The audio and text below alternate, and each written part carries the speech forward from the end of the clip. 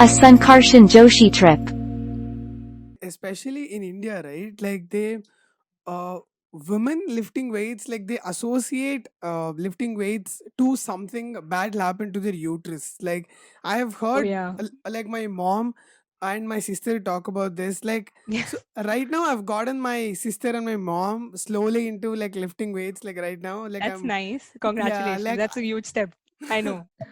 I had to so many hours of dinner table conversation and convincing I had to do, like I had to explain them Yeah. with like a PPT or something, like a salesperson. I had to I explain can them properly of like I why can lifting understand. weights is like better. Important, yeah. Yeah.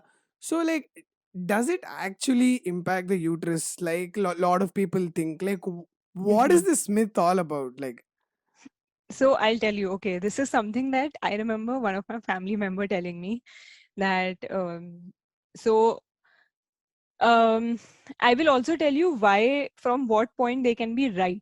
And I'm gonna tell you why I feel like the myth is taken in a bad context. So the myth is like I this is what my one of my family members told me that if on your period you're going and lifting weights and you have axial loading. Axial loading is basically which is like this loading, like 90-degree perpendicular loading. So imagine I'm doing a squat. I have a barbell on my back, that is axial loading. So that will put pressure downwards because of gravity, and your uterus will start getting impacted because there's pressure from up. Okay, so this is what they feel that this is the issue.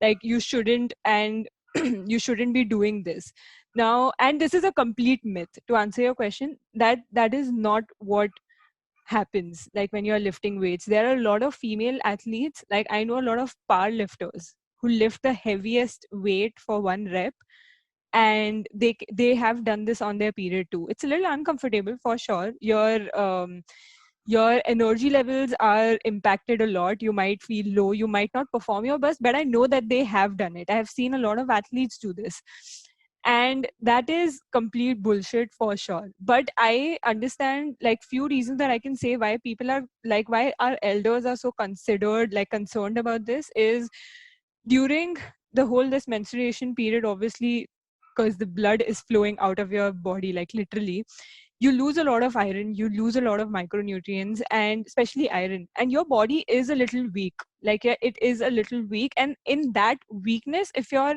actually trying to put a lot of pressure on yourself, that is just like on a pile there's one more pile of you putting stress on your body. So that might not be good. But this is also very contextual. For some people they can actually push themselves, for some they can't. Like I can't. Like on my first to second day of period, I can't push myself. I'm just dead at that point. Like I'm just lying on my bed and I get my Netflix in and just like sleep whole day because I can't. But I know some people that can. Or on my third day, I'm like a superwoman. Like I'll be like, I'm gonna lift the heaviest, and I have lifted the heaviest. So I get where these concerns are coming from, but it's just that when you put it up in the sentence of okay, it's going to impact your uterus, it's like headlines of Times of India. They just want you to read that article. So it's very catchy, it brings eyes, but it's not right.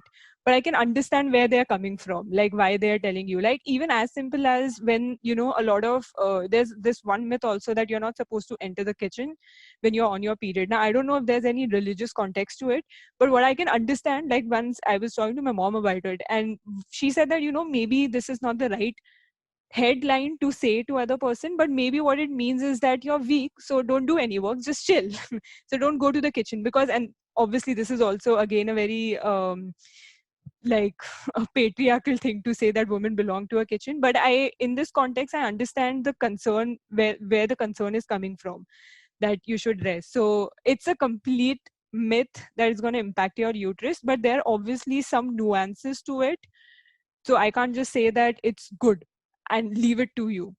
I will say that it depends on how your body is feeling, and you need to listen to be in your touch body. with your body. Yeah, definitely. And that's one of the reason I think I've heard a lot of posts also about it, that you should, and stories also, that you should definitely track your cycle, because there's so many things going on in a female body when they're going through like every month of your cycle, and you will actually understand how you're feeling before the cycle, the middle of the part, which is like the ovulation part, and in the start of the cycle, and you will understand your own self, and you just have to then, once you understand, you will have to adapt to these things so that you bring the best of yourself forward. That's Oh one yeah. of the things that I do with every female client, that I need them to be in touch with their own bodies.